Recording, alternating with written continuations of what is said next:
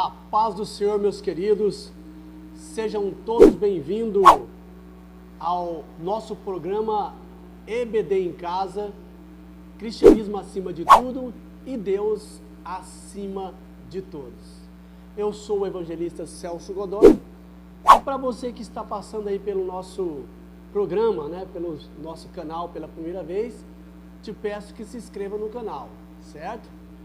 E compartilhe nossos vídeos e também dá o seu joinha. E para você que já é inscrito, fica conosco até o final, porque a lição é promissora, tá?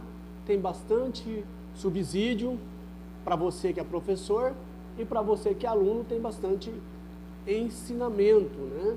Então fica conosco até o final. Não se esqueça de fazer o seu comentário, se desejar, se inscrever em nosso canal, compartilhar nossos vídeos e dar o seu joinha. A lição que iremos estudar hoje é a lição de número 6, ok? Que será ministrada no próximo domingo, 5 de novembro de 2023, tá? O tema da nossa lição, orando, contribuindo e fazendo missões. Então, 3 elementos essenciais, né, na obra de Deus: orando, contribuindo e fazendo missões. Esse é o assunto que nós vamos discorrer hoje, né? É o nosso conteúdo, tá? Missões. Missões está no coração de Deus, e se está no coração de Deus, tem que estar no meu e no seu, porque somos, né, chamados para a sua obra, e para isso nós somos chamados. O texto áureo da nossa lição está em Isaías 6 e verso 8, um texto bastante conhecido, tá? Do Antigo Testamento, por muitos cristãos, que diz assim: depois disso ouvi a voz do Senhor, que dizia: a quem enviarei, e quem há de ir por nós? Então disse eu: eis-me aqui, envia-me a mim. Está falando aqui do missionário, né, do profeta messiânico Isaías, tá?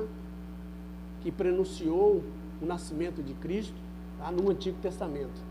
700 anos antes de Cristo nascer, se não estou equivocado. Então, chamado de o profeta messiânico Isaías. E aqui nesse texto nós vemos aqui uma coisa muito interessante. Depois disso ouvi a voz do Senhor que dizia: a quem enviarei, quem há de ir por nós? Nós vemos aqui que a frase, ela é indeterminada. Ela não tem sujeito determinado nessa frase, tá? Então, Deus disse, melhor dizendo, Isaías ouviu a voz do Senhor dizendo: a quem enviarei, quem há de ir por nós? Então não tem sujeito essa frase, é indeterminado. Então o que podemos aprender aqui? Que Deus, Ele fala no geral, tá? Ele faz o convite no geral, no meio da multidão, e quando alguém se disponibiliza para fazer a obra missionária, então ele se dirige, né, àquela pessoa exclusivamente para falar com ela e para enviar, porque Deus quer ver a nossa disponibilidade. Ele não age, né, por força, mas Ele quer ver a nossa voluntariedade na sua obra e nos dispor para pregar. Então aí Ele vem e fala conosco e nos usa poderosamente. Foi o que aconteceu com Isaías. Quando Isaías ouviu a voz do Senhor, então ele disse: envia, né? A quem enviarei, quem há de ir por nós? Então ele disse: eis-me aqui, envia-me a mim. Então Isaías se aproxima de Deus e prontifica voluntariamente fazer a obra do Senhor. Então Deus diz para ele: vai e diz a esse povo, ou seja, pregue a esse povo. Então Deus espera que nós nos disponibilizamos para fazer a tua obra, porque Deus é um Deus, né, educado, Ele não força ninguém, mas uma vez que você se disponibiliza, então Ele vai te usar poderosamente na sua obra, e é maravilhoso. Isaías foi o maior profeta messiânico do Antigo Testamento. Verdade prática: nem todos são chamados para ir ao campo missionário, mas todos têm a possibilidade de orar e contribuir com essa obra. Então nós vamos ver aqui o missionário local e o missionário transcultural. Então nem todos, né, pode fazer missões transculturais, mas todos podem, né? A maioria pode fazer missões local. Tá? Então nós temos 4 áreas, né? Como eu já disse, em missões, né? Jerusalém, missão local. Aí vem Judéia, se não estou equivocado, Samaria, missão estadual, missão intraestadual, e aos confins da terra, missão transcultural. Então, a maioria não vai fazer missão estadual, nem interestadual e nem transcultural, mas todos que é chamado, que aceita Jesus, tem por obrigação fazer missão local. Então, a maioria dos missionários são missionários local, na sua casa, nos vizinhos, no colégio, na faculdade e assim por diante. Mas aquele que tem uma chamada específica, extraordinária, tá? Esse vai viver da obra do Senhor, vai viver da igreja que o indicou ou enviou para a obra missionária. Esse é o missionário, né, extraordinário ou transcultural, ok? Então, avançando aqui para a nossa leitura bíblica em classe, Efésios 6, versículo 18 ao 20. Orando em todo o tempo, com toda oração e súplica, no Espírito, e vigiando nisso, com toda perseverança e súplica, por todos os santos. Então aqui, essa leitura de Efésios, né, Paulo, escrevendo aos Efésios, então ele faz esse apelo, que nós devemos orar pelos missionários, orando todo o tempo, principalmente por ele apelava, apesar de ser um grande missionário, mas ele apelava para a igreja para orar por ele, para que no abrir da sua boca ele tivesse segurança de pregar a palavra com ousadia. Então não vou ler todo aqui para nós ganharmos tempo, mas aqui a recomendação é que nós devemos orar e perseverar em oração para que os missionários tenham sucesso, né? E que as almas se rendam aos pés de Jesus através da pregação do missionário que está sendo usado pelo Espírito Santo de Deus. Esse é o ensino de Paulo aos Efésios. Então nós indo aqui agora para a introdução da nossa lição, né? A nossa lição está dividida em 3 tópicos, né? Primeiro, a introdução, depois nós temos o primeiro tópico, orando pela causa de missões, o segundo tópico, contribuindo para missões, e o terceiro e último tópico, a chamada para ir, lógico, para missões, tá? Então entrando aqui na introdução, indo por todo mundo, ide por todo mundo, pregar o evangelho a toda criatura, né? Marcos 16 e 15, tá? E também temos Mateus 28, versículo 19, né? E Atos capítulo 1 e verso 8. Essas passagens bíblicas e outras referências ao longo do Novo Testamento mostram que a prioridade da igreja do Senhor Jesus Cristo é com a evangelização do mundo. Esse compromisso com o chamado à evangelização mundial exige 3 ações distintas. Quais são elas? Orar, contribuir e ir, tá? Exercer o chamado missionário. Assim, estudaremos essas 3 ações dentro do contexto da necessidade missionária. Então, essa primeira, né, são 3, orar e contribuir, é para o missionário local. Todos crentes que congregam em uma igreja, ele é um missionário local, tá? Ele é um missionário local, sem dúvida. Todos crentes que aceitam Jesus, ele é um missionário local. Então ele vai orar e contribuir, mas vai fazer missão também no local onde ele vive, no mundo onde ele está. Mas aqueles que têm a chamada extraordinária ou transcultural, esses vai ser enviado, né, através da contribuição e da oração da igreja, que é separado, para fazer missões, né, ou estadual, ou intraestadual, ou internacional, tá? Que é a transcultural. Então, fica bem claro que o missionário, todos nós somos missionários, porém, existe o missionário local e o missionário transcultural.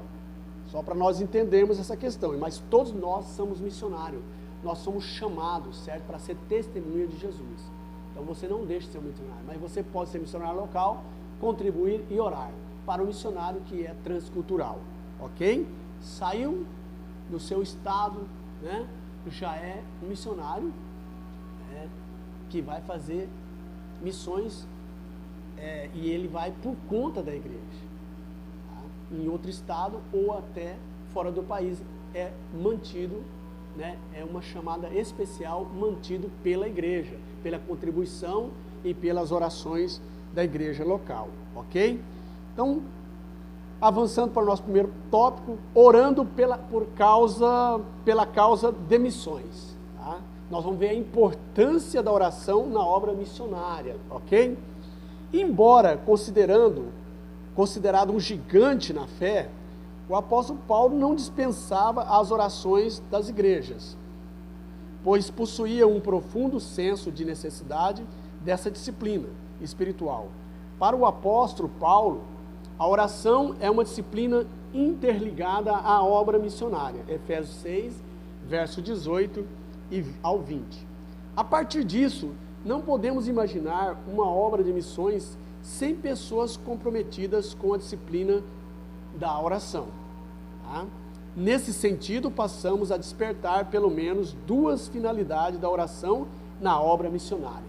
Então, nesse primeiro tópico, nós temos aqui subsídio para esse segundo ponto do primeiro tópico, aliás, o primeiro ponto do primeiro tópico, aonde fala da importância da oração na obra missionária. Nós temos que a oração não pode ser feita de qualquer forma. Os apóstolos disseram, nós vamos orar, vamos consagrar, né, a oração para pregar.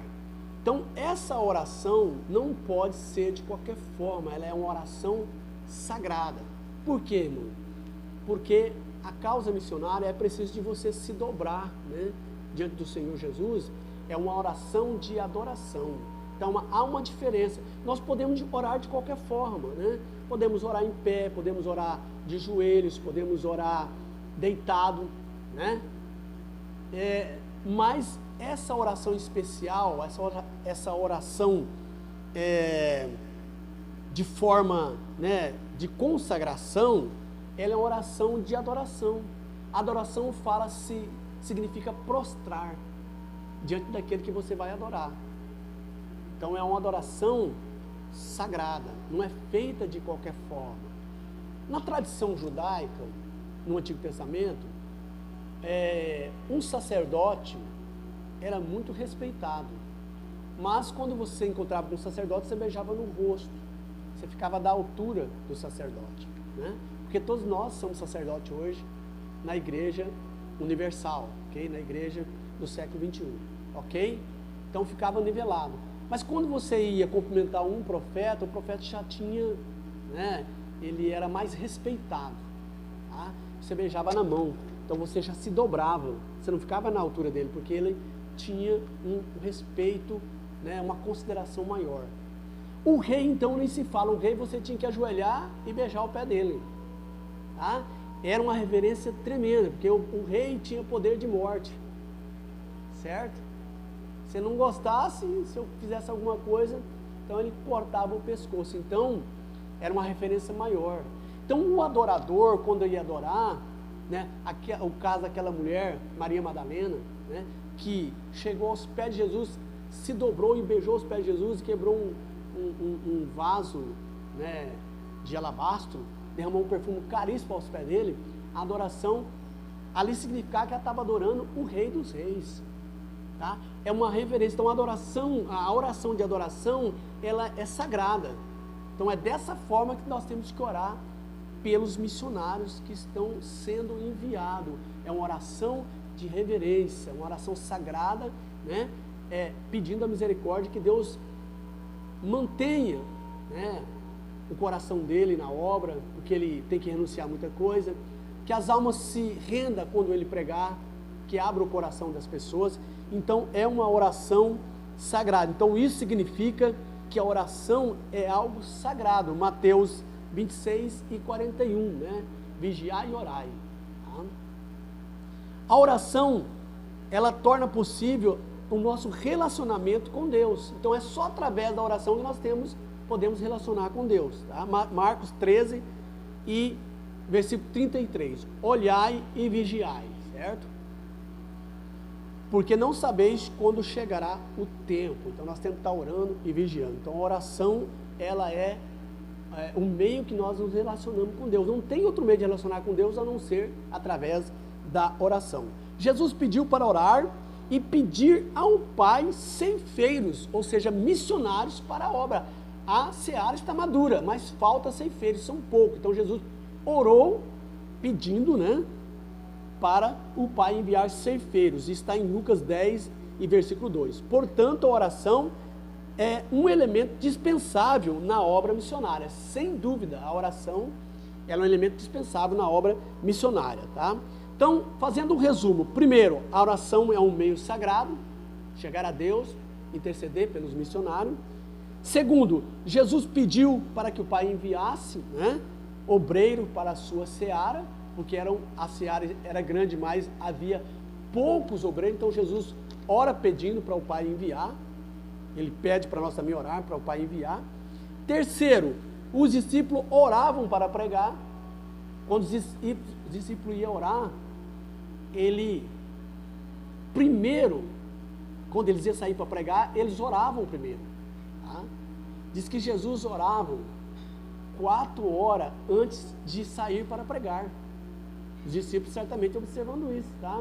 Porque diz que Jesus, a Bíblia várias vezes fala que Jesus levantava escuro ainda para orar.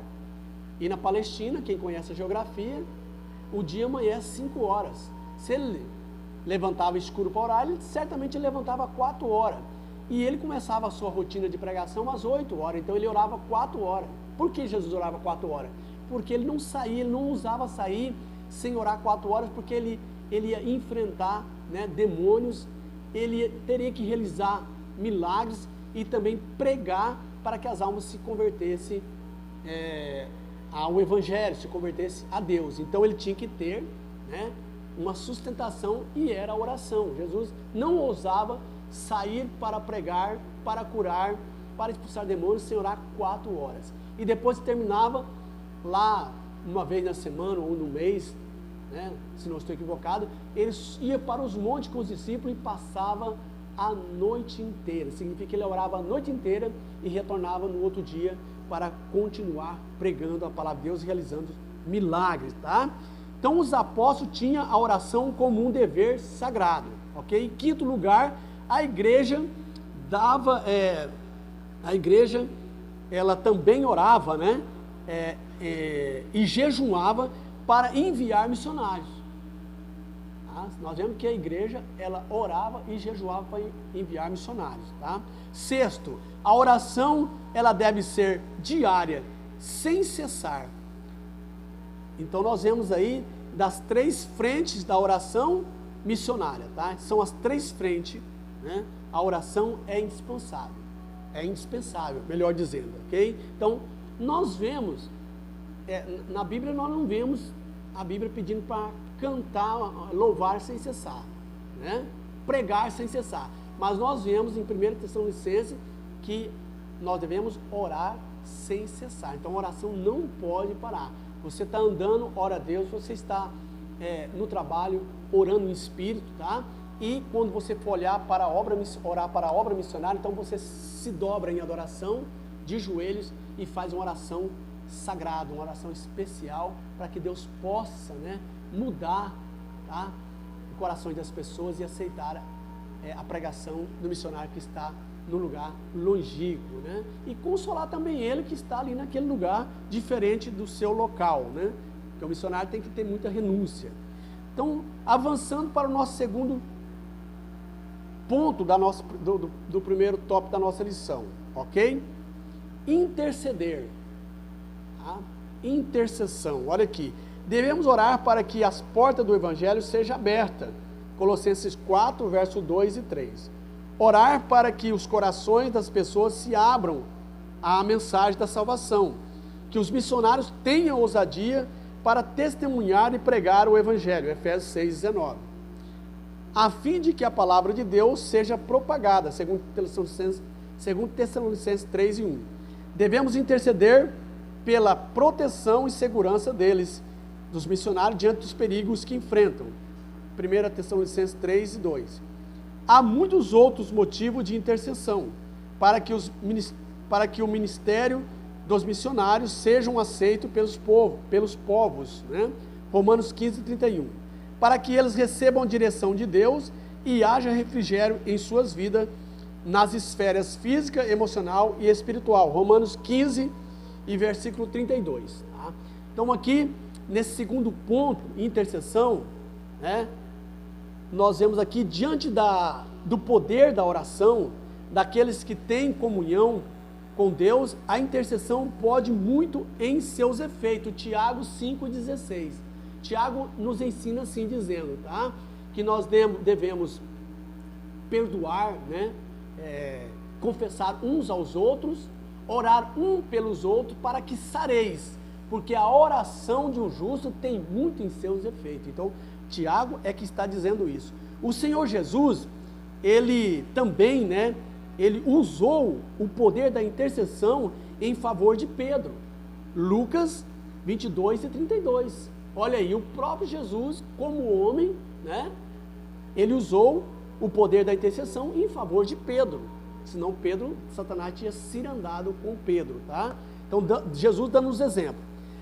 Olha, para vocês terem uma ideia, na Coreia do Norte, vocês veem que o valor da intercessão, se nós intercedermos por um missionário que está na África ou na Coreia do Norte, a oração, interceder, né, uma oração de adoração, de reverência a Deus, certamente o Espírito de Deus vai lá, né, ajudar aquele missionário que está em lugares, por exemplo, país 1040 ou 10 por 40, onde o evangelho é difícil de ser introduzido, de ser pregado. Então, para vocês terem uma ideia, na Coreia do Norte, a pena capital para quem aceita Jesus é a morte. Aceitou Jesus, está na Constituinte ali da Coreia do Norte, do seu presidente, do seu governo ali, tá certo? Que aceitou Jesus é morte certa. Essa é a pena capital para quem aceita Jesus na Coreia do Norte, tá? Os cristãos coreanos passam por essa situação, ok? Existe, para vocês terem uma ideia, 62 países na janela 1040 ou 10 por 40, como queira dizer, com mais de 400 bilhões, tá? Ou aliás, mais de 4 bilhões de seres humanos, aonde o número de cristãos é 0,001%, tá? E a minoria dessas pessoas ali são perseguidas diariamente, e a cada 5 minutos, para vocês terem uma ideia, a cada 5 minutos, tá, nesses países, um cristão está sendo assassinado. Então aí, irmão, o valor da intercessão. Os nossos irmãos nesses países 1040, tá? Coreia do Norte faz parte, né? Tem alguns países da África também que faz parte, ok? Da Ásia, da Europa, né? E eu acredito tá? Se não estou equivocado, existe, eu não tenho aqui, são 62 países, mas eu não tenho aqui o norte certinho, onde estão localizados, né, a região, mas um deles é a Coreia do Norte. Então, o valor da intercessão, a cada 5 minutos nesse país, um cristão é assassinado, tá? Tem ali 4 milhões de seres humanos, tá? De cristãos, de pessoas, tá? Nesses lugares, ok? E apenas 0,00% são cristãos, é a minoria que são cristãos, devido à dificuldade. E quando alguém aceita Jesus, ele tem que ter em mente que ele vai perder a sua vida, porque reza na Constituinte desse país que a morte é certa, a pena capital ali é pagar com a vida quem aceita Jesus como Salvador. Então os cristãos sofrem ali, e por isso precisa de nós orarmos aí o valor da intercessão, tá? Então precisamos interceder pelos nossos irmãos nesses países, ok? A mulher cananeia, para você ver, ela intercedeu pela sua filha e foi atendida, Mateus 15, 22.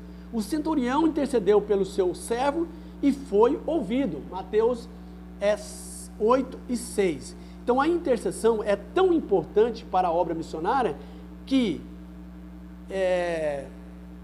o próprio Jesus, ele intercede por nós, o próprio Jesus e o próprio Espírito Santo intercede por nós até hoje. Então esse é o valor da intercessão. Isso está registrado em Romanos 8, 26 e o versículo 34. Então, é tão importante que o próprio Senhor Jesus e o Espírito Santo, ele tem essa obra na glória, certo? Esse ministério de intercessão por cada um de nós. O Espírito Santo intercede por nós ao Pai com gemidos inexprimíveis. E o Senhor Jesus é 24 horas intercedendo por nós ao Pai, para que nós possamos realizar a obra missionária. Então, o valor da intercessão na obra missionária é importantíssimo, é indispensável, ok? Avançando para o nosso terceiro subponto do primeiro tópico, despertar a igreja local para a obra missionária. Como desperta a igreja local para a obra missionária, tá? Então, o pastor tem essa incumbência, né? Despertar a igreja local para a obra missionária. A disciplina da oração missionária aumenta o desejo de um crente fazer algo no sentido de levar a salvação para os perdidos e até mesmo de ser enviado ao campo missionário. Nesse aspecto, é interessante destacar que os mesmos crentes que deveriam orar por ceifeiros, em Mateus 9, 35 e 38, são os que foram enviados por Jesus para a ceifa em Mateus 10. Por isso, um grande líder de missões certa vez disse: se mais crentes se puserem de joelho em oração, mais crentes se poriam em pé na evangelização, ok? Então tem aqui um slogan muito interessante, um chavão como queira, né? Que um missionário, não vou lembrar o nome dele agora, ele disse: eu prefiro ver um crente em oração do que 10 crentes pregando. Tá? Por quê? Porque a oração, irmão, é que mantém a pregação. A oração é que levanta pregadores. Então, Jesus, nesses últimos tempos, ele não quer gigantes na pregação, mas ele quer gigantes na oração. Porque Satanás não respeita credencial, não respeita grandes pregadores, mas ele respeita pessoas que oram. Pessoas que oram, Satanás, ele tem que sair de marcha ré, porque há poder, tá? A oração, ela é a lenha, né? Ela é a lenha que arde sobre o altar do fogo do Espírito Santo, tá? Então, a oração é a lenha sobre a qual arde o fogo do Espírito Santo de Deus. Banco sem oração é púlpito sem poder. Banco com oração é púlpito cheio do poder do Espírito Santo. Tá? Então, se queremos ter uma igreja missionária, precisamos de dedicar a oração, né? O pastor tem que tirar pelo menos 30 dias, né? De 1 hora por oração na semana, tá? De oração para a obra missionária, que é a pregação da palavra. Precisamos de mergulhar na oração, muito poder. Pouca oração, pouco poder, nenhuma oração, nenhum poder. Então, esse é o valor da intercessão, interceder em oração pelos missionários. Quando os cristãos começam a orar, também virá o desejo de pregar, tá? Atos 4:31. Quanto mais oram, mais o desejo de pregar vem sobre os cristãos. Quanto mais oração, menos desejo de pregar. Então está em Atos 4:31, a igreja fazia constante oração e todos saíam a pregar a palavra. Aqueles que oravam eram impulsionados a pregar. Jesus ficou 40 dias no deserto e 40 noites orando e jejuando, e depois saiu para pregar. Mateus 4, verso 1 ao 2 e verso 17. Então Jesus, para começar o seu ministério, ele ficou 40 dias no deserto, orando e jejuando. E teve uma luta com Satanás, venceu, e depois dessa batalha, então ele saiu para orar. Então, se o crente não estiver orando, preparado, ele vai encontrar dificuldade, porque Satanás vem com tudo, quando ele vê que um crente se converte ao Evangelho. Então, ele precisa de entrar para a oração para poder pregar a palavra de Deus, senão ele é derrotado. Tá? Sem oração, o crente pode ser derrotado. Tá? Então, nós temos que orar, porque nós vamos enfrentar no campo das missões demônios, enfermos, né? Pessoas deficientes, que nós precisamos ter poder do Espírito Santo para fazer esses milagres, essas maravilhas, para que as almas, através disso, creiam em nosso Deus que nós servimos e se converta ao Evangelho. Então é importante o poder da oração, tá? Os primeiros discípulos ficaram orando em Jerusalém e depois começaram a pregar. Primeiro ficaram lá. Jesus fica aí 10 dias aí, ele subiu aos céus, eles ficaram ali aproximadamente, se não estou equivocado, 10 dias orando, tá? E depois veio o Espírito Santo sobre eles e eles saíram a pregar o Evangelho. Está em Lucas 24, 49 e Atos 2, verso 1 ao 3, ok?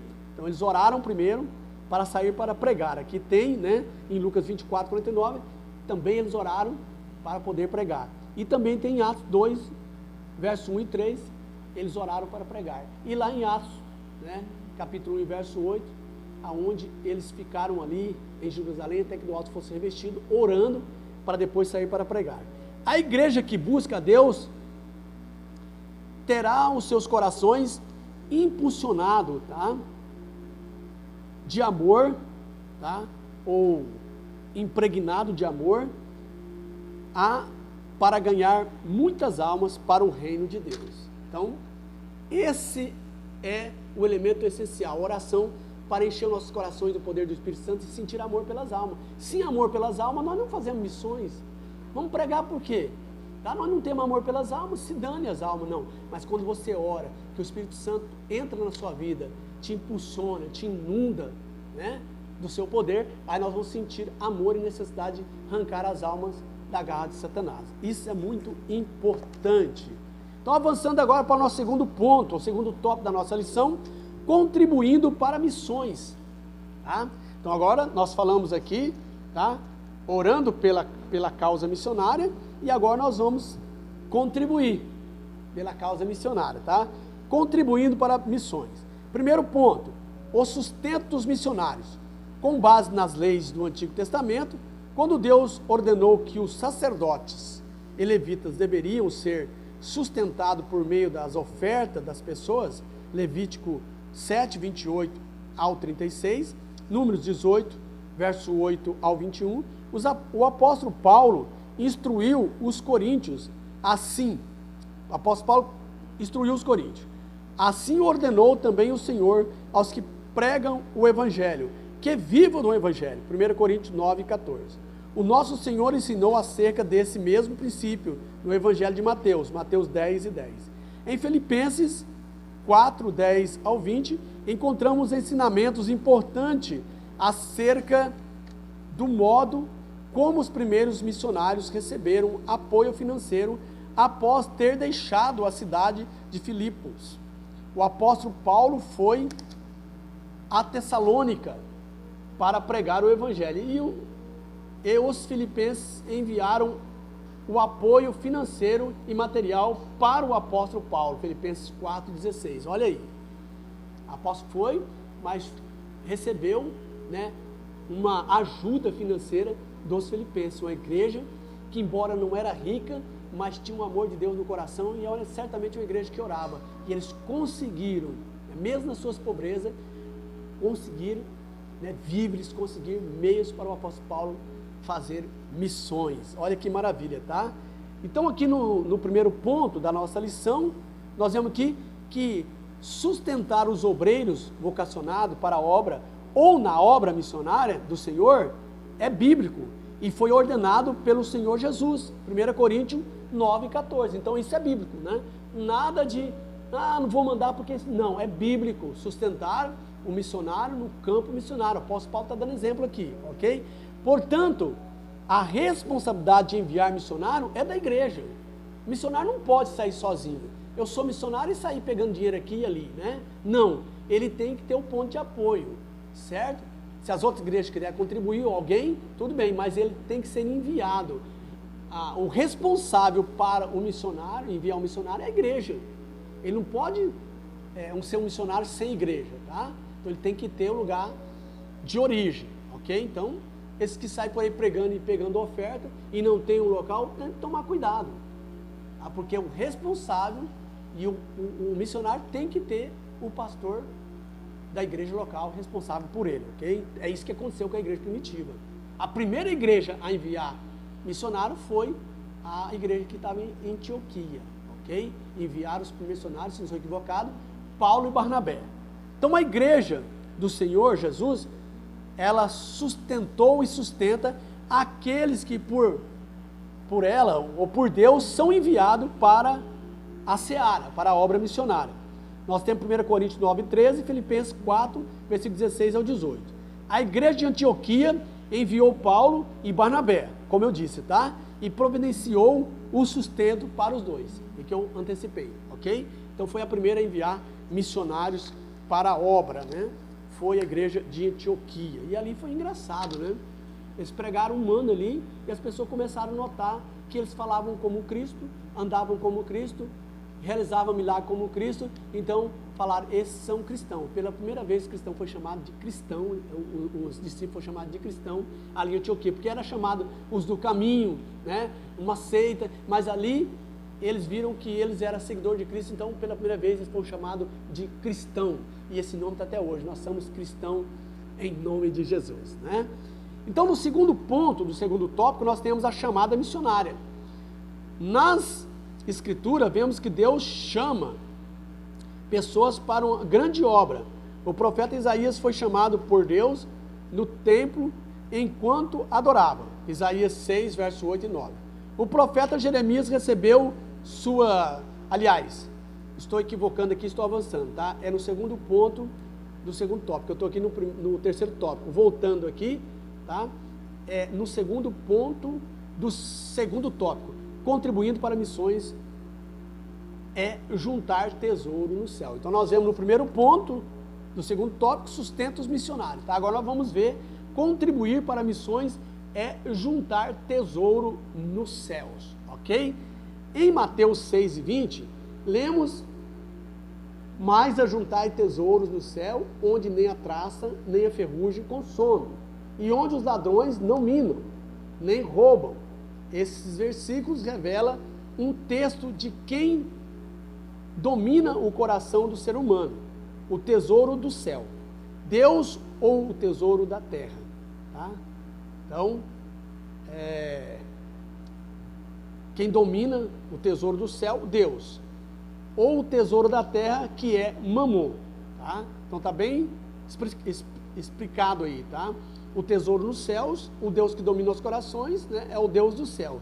E o tesouro da terra, que é o dinheiro, chamado Mamon, é que domina quem está preso, né, escravo do dinheiro. Nesse sentido, podemos afirmar que quem financia a obra missionária está ajuntando tesouro no céu, pois sua atitude faz com que o resultado extraordinário seja reconhecido na eternidade. Por isso, somos convidados a ser participantes na cooperação financeira do anúncio do Evangelho, como os filipenses eram no ministério do apóstolo Paulo. Filipenses 1 e 5. Então, nesse segundo subponto do segundo tópico, nós temos aqui o subsídio, tá? A Bíblia tem 4 níveis de riquezas, tá? Podemos aqui aquilatar, né? Primeiro, honra, porque quem quer ser honrado tem que ser humilde. Para ele ser, a humildade vai na frente da honra. Então, você sendo humilde, você é honrado. Essa é uma grande riqueza, ser honrado, né? Ser uma pessoa íntegra, não dever para ninguém, ser respeitado pela sua postura de cristão, tá? Então, essa é a primeira riqueza, tá? A segunda riqueza, né? São 4 níveis, né? O tesouro no céu, aonde a traça não rói e nenhum ladrão rouba. Então, o tesouro no céu é a segunda riqueza do cristão, tá? Porque muitas pessoas ajuntam tesouro na terra, de repente vai o ladrão e roubam tudo, né? Ou às vezes até esquece e ali a traça corrói. Então, o aconselhamento aqui, que essa segunda riqueza é ajuntar tesouro no céu. A primeira é ser honrado, né, por Deus.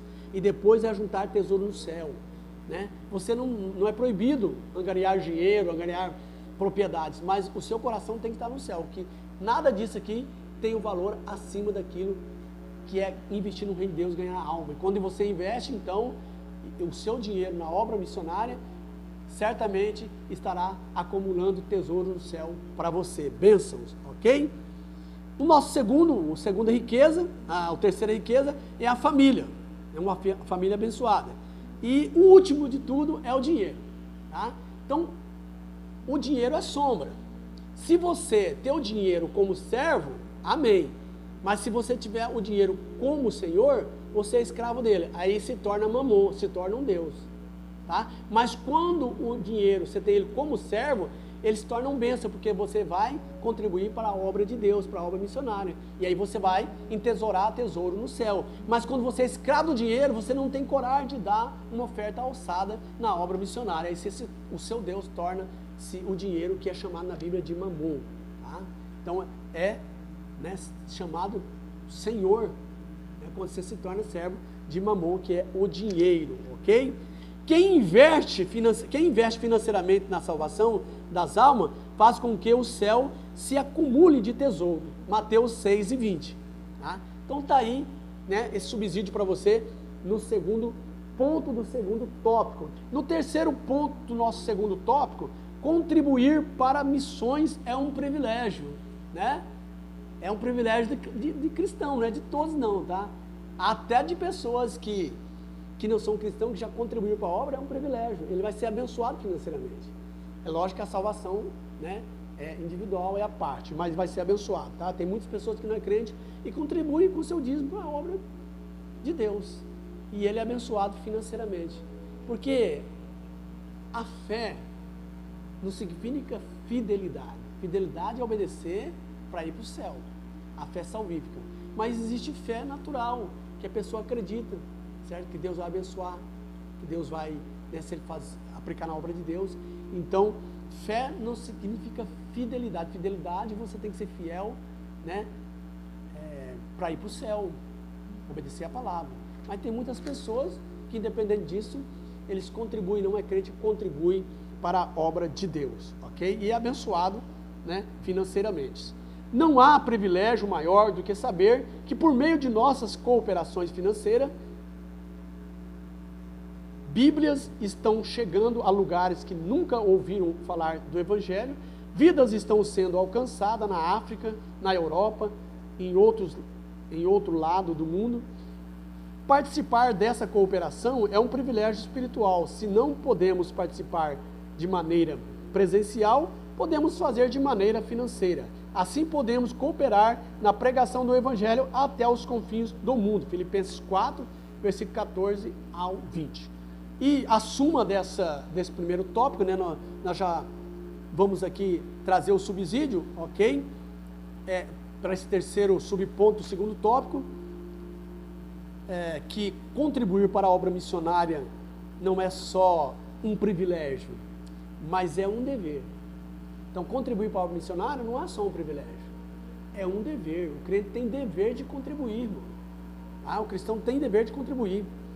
Para cumprir esse dever de fazer missões, só existe uma maneira, contribuindo para o despertamento, para o departamento, melhor dizendo, de missões, enviando missionários. Romanos 10 e 15. Então, é um dever e é um privilégio você contribuir. Só assim, você contribuindo para o departamento de missões, na nossa igreja tem um departamento de missões, então vai ter condições da igreja enviar missionários, sustentá-lo no campo, porque não é fácil, Então, finalizando aqui o nosso terceiro ponto, segundo tópico, fazendo aqui a suma de tudo, Quando o crente contribui para a obra missionária, ao mesmo tempo ele está juntando tesouro no céu, tá? Então, esse é um resumo desse segundo tópico, Avançando para o terceiro e último tópico da nossa lição.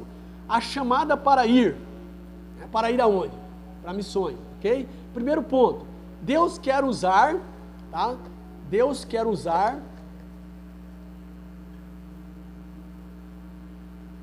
cada crente, sem dúvida. Ele chamou nós para ser usado para a sua obra, tá? Todo cristão deve estar pronto para ir e fazer o trabalho missionário, levando as boas novas de salvação aos moradores do campo e da cidade, aos estudantes, às donas de casa, órfãos, profissionais, liberais, deficientes físicos, prostitutas, homossexuais, dependentes químicos, enfim, tantos grupos que o Senhor nos proporcionar. Tá? Deus deseja usar a sua igreja em todos os lugares, hospitais, presídios, albergues, ilhas, aldeias indígenas, vilas, cidades, campos, praças, eventos em massa, individual, etc. e etc. Em todos os lugares Deus quer usar, né, os seus servos, os seus missionários. Assim, para pregar o evangelho, o Senhor não enviará anjos, mas usará homens e mulheres. Hebreus 2, 16, 1 Pedro 1 e 12. Embora os anjos sentiam vontade de pregar, mas essa tarefa foi dada aos homens. Todavia, há um preço a pagar, ou seja, obediência à chamada missionária. Então, a chamada missionária exige renúncia, obediência à palavra de Deus. Tá? Então, aqui, nesse segundo ponto, nesse primeiro ponto, né, do terceiro tópico, nós temos aqui um subsídio, ok? Todo aquele que aceita Jesus é um missionário local. Todos. Tá? Porque todo aquele que aceita Jesus tem o dever de pregar o evangelho, tá, no seu mundo, no seu trabalho, o seu mundo, né, onde você convive, no seu trabalho, no seu estudo, onde você estuda, o lugar que você transita, onde você anda, pega o ônibus, toma o ônibus e frequenta o lugar que você frequenta. Então você, missionário local, tem dever de pregar no seu mundo, onde você vive, a palavra de Deus. Vai para o trabalho? Tem alguém no ônibus? Ou você deu carona de carro para alguém? Puxa um assunto e começa a pregar o evangelho. Certa vez um camarada estava no ônibus e alguém, quando parou o ônibus circular, né? Quando parou, havia um acidente interrompido ali, a pessoa no chão, aí tinha um missionário, um pregador da palavra perto sentado ao lado de uma pessoa, falou: você está vendo aqui dali? Né? Todos nós estamos sujeitos a qualquer momento partir para a eternidade, nós precisamos de aceitar Cristo. Foi uma oportunidade para ele puxar um assunto e pregou, e a pessoa certamente, né, aceitou a Jesus como Salvador. Então você tem que ser oportunista. No seu mundo onde você vive, você é um missionário local. Isso é ser missionário local. Jesus disse: ide por todo o mundo, significa que não precisa ir ao mundo inteiro, mas é o seu mundo. Então não tem desculpa para você não ser um missionário, ok? Então você pode ser um missionário local, tá? Veja bem, 4 áreas. Você pode ser um missionário local, todo mundo pode ser um missionário local, também pode ser um missionário estadual, um missionário interestadual e um missionário transcultural ou internacional, tá? Não precisa ter uma vocação, né, extraordinária para comunicar o evangelho no mundo onde você está inserido. 2 Timóteo 4 e 2, tá? Não precisa, tá? Tem uma super formação. O evangelho, a pregação do evangelho é simples, tá? Então não precisa, ok? Então, avançando para o nosso segundo ponto do terceiro e último tópico, a chamada missionária. Então nós vimos aqui, Deus quer usar cada crente, e agora nós vamos ver, né, sobre a chamada missionária. Nas Escrituras, vemos que Deus chama pessoas para uma grande obra. O profeta Isaías foi chamado por Deus no templo, enquanto orava, ok? Ou adorava, melhor dizendo, Isaías 6, verso 8 e 9, enquanto ele adorava a Deus, teve esse chamado missionário. O profeta Jeremias recebeu sua chamada antes do seu nascimento, Jeremias 1 e 5. O profeta Jonas recebeu um chamado específico para uma cidade específica, Nínive. Jonas 1 e 1. O Senhor Jesus chamou os seus discípulos quando a maioria deles ainda exercia uma tarefa profissional, Mateus 4, 18 ao 22. O apóstolo Paulo foi chamado enquanto viajava para Damasco, Atos 9 e 19 e 31. Aqui podemos perceber que não existe um único padrão de chamada missionária, mas é de suma importância reconhecer que o chamado para qualquer tipo de serviço relacionado ao reino de Deus vem do próprio Deus, sem dúvida. Ele é o autor, né? Ele é aquele que é responsável pela chamada, certo? Então aqui nós temos subsídio nesse segundo ponto. Todo cristão é um missionário, mas nem todos são missionários transcultural. Todos cristãos são missionários, mas nem todos são missionário transcultural. Fazer missão, né, em outro estado, em outro país, certo? Missões transculturais, tá? Então todos são missionários, mas nem todos são missionários transculturais. Ser um missionário transcultural significa ser capacitado por Deus para viver somente da pregação do Evangelho, tá? Quem tem uma chamada específica transcultural é capacitado a fazer grandes renúncias, Mateus 19, versículo 21 e 22. Então aqui, abrindo um parêntese, então, quem é chamado para uma missão transcultural, em outro estado, ou interestadual, ou fora, né, internacional, fora do seu país, ele tem que ter renúncias, tá? Porque eu vou falar para você, deixar os seus costumes, os seus hábitos, a sua cultura, né, do seu país, para ir para outro país, que a moeda é diferente, a cultura é diferente, a comida é diferente, certo? As pessoas são diferentes, tem que ter renúncia, tem que amar muito a obra de Deus e renunciar tudo isso, não é fácil. Então, um missionário transcultural, por isso ele tem que viver da obra, ele tem que ter o apoio da igreja, porque ele vai para uma cultura diferente, vai para um lugar diferente. Então ele tem que ter esse apoio, ele tem que ter a renúncia, deixar os seus parentes e ir para um lugar estrangeiro, diferente de tudo, estranho, e pregar a palavra. Então isso é renúncia, tá? Em obediência à palavra de Deus. Isso é ser missionário transcultural e específico na obra de Deus.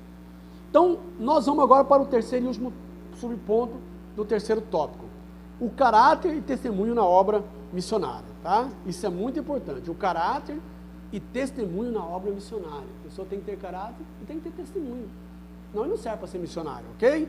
Então vamos lá. Além de ser chamado por Deus, é preciso fazer a diferença no cumprimento do ID de Jesus. Mateus 5, 13 e 16. Note a expressão, vós sois o sal da terra. Essa sentença nos remete ao caráter do cristão, pois carrega o sentido de trazer sabor, marcando a vida das pessoas por meio das nossas, né? Marcando a vida da pessoa por meio da nossa, por isso ele tem que ser, né, sal da terra. Note também a expressão, vós sois a luz do mundo. Essa sentença traz a ideia de nosso testemunho pessoal, ou seja, a luz deve brilhar em meio às trevas, no contexto que estamos inseridos. Então um pastor foi levar um missionário para uma missão transcultural, né, em outro país. Enquanto eles decidiam lá em alugar, no local certo, ele pôs ele numa casa de aluguel, até decidir o local certo que ele ia ficar, certo? E ele foi providenciar esse local e falou para o missionário, ó, você vai ficar aqui, a gente vai pagar o aluguel para você até acertar tudo, o local certo, você vai ficar aqui nesse país, né? E aí falou, olha, enquanto nós estamos lá, você pregue muito para as pessoas, pregue muito. E se precisar de falar, você fala. Aí ele olhou o pastor assim e pensou, mas não falou nada. Ué, prega muito? E se precisar de falar, fala. Ele ficou cabulado. Aí o pastor voltou no outro dia e explicou para ele, né? Viu que ele ficou em dúvida, falou, não, você deve levantar de manhã, certo? Não dormir até tarde. Você deve ir na venda, no mercado, comprar e pagar, certo? Você deve tratar as pessoas com carinho, né? Com muita cortesia. Então, o pastor estava dizendo para ele, o seu testemunho, a sua atitude é a maior pregação. Ele tinha que pregar com a vida dele. Então, irmãos, antes de nós falarmos a palavra, nós temos que ser testemunha, pregar com a nossa vida, né? Nós temos que ser bons pagadores, nós temos que comprar e pagar, nós temos que tratar bem as pessoas, mesmo elas estão nos tratando mal, nós temos que viver bem com a nossa família, que a pessoa vai ver a nossa vida. Então, aquela mulher lá, que falou para Eliseu, esse é verdadeiro homem de Deus, é porque ele dava testemunho. Então a pregação da nossa vida fala mais alto que as nossas palavras, é isso que ele quis dizer. E o missionário entendeu, né? Então é importante, né, nesse terceiro tópico, nós frisarmos isso. Então, o caráter, né, e testemunho na oração, na obra missionária, tá? Tantos missionários, tá? Local como o transcultural, ambos precisam ser sal da terra e luz do mundo, tá? Porque ele tem que dar sabor e também tem que clarear nas trevas. O sal é que dá sabor. Se nós não for sal da terra, e se o sal for insípido, que sabor tem? Então as pessoas precisam de sentir firmeza em nós, prazer de servir a Deus. Esse é o sabor que nós temos que dar. Então, tanto o missionário local como o transcultural, ele tem que ser sal e luz. E nós temos que iluminar nas trevas. Como as pessoas vão ver Cristo se nós estamos igual a elas? Andando nas trevas. Então nós temos que ser diferente, ser luz nesse mundo, tá? Mateus 5, versículo 13 ao 14, está registrado essas palavras de Cristo. A pregação da palavra deve ser precedida pelo bom testemunho para os de fora, ok? Antes da pessoa pregar com palavras, tem que pregar com atitudes. 1 Timóteo 3 e 7, é o que eu falei sobre esse exemplo que o pastor, né, esse testemunho que nós vimos que o pastor deu sobre o missionário que ele foi enviar, né, que ele tinha que pregar com a vida dele, tá? Depois dizer às pessoas a palavra de Deus, tá? No quarto e último ponto do terceiro tópico, o perfil do vocacionado. Qual é o perfil do vocacionado? Essa, né, é simples, vamos ler aqui, depois nós vamos dar o subsídio, ok? Perfil do vocacionado. Podemos dizer que há um conjunto de competências necessárias ao desempenho do chamado missionário. Dentre eles, destacamos o seguinte: A. Ser escolhido por Deus, é lógico. Não ser neófito, tá?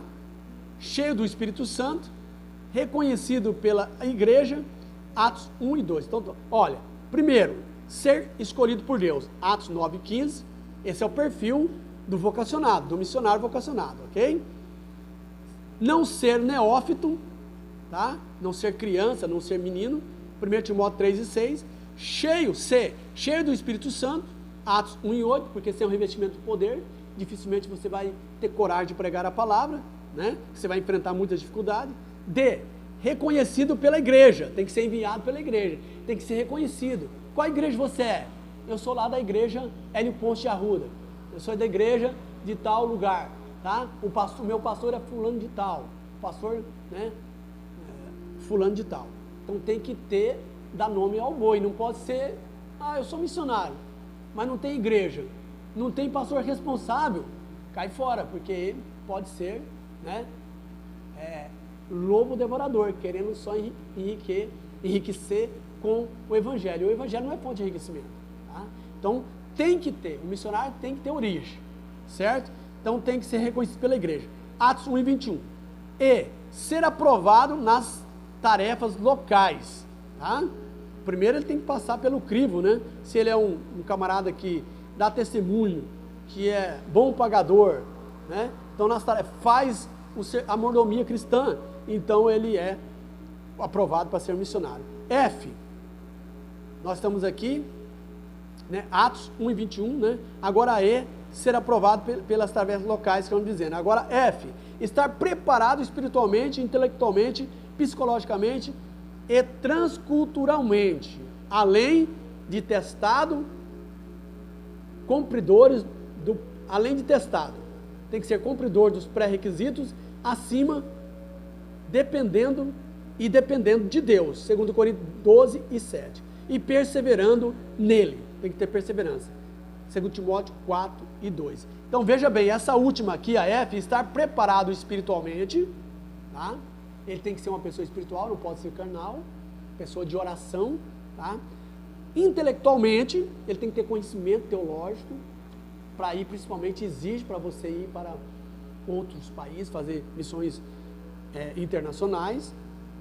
Psicologicamente, ele tem que ser uma pessoa que tem controle, né, nas suas emoções, uma pessoa calma, tá?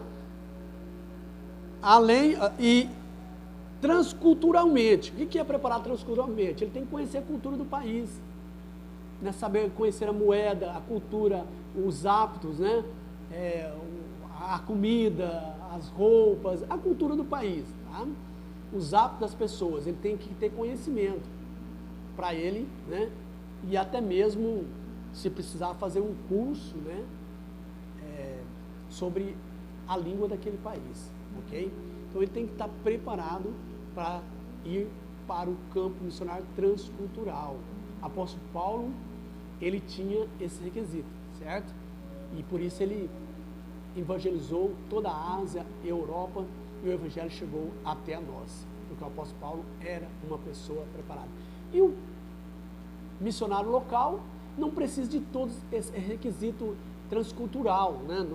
Alguns requisitos que é, né, saber, ter conhecimento de outra língua, não, mas ele tem que ter esse requisito, né? Ser uma pessoa aprovada, ser uma pessoa mansa, ser uma pessoa de testemunho, para que as pessoas, o mundo que ele vive ali, o missionário local ganha eles para Jesus. Então, precisa ser aprovado pela igreja para ser um missionário, tá? Tanto local como transcultural.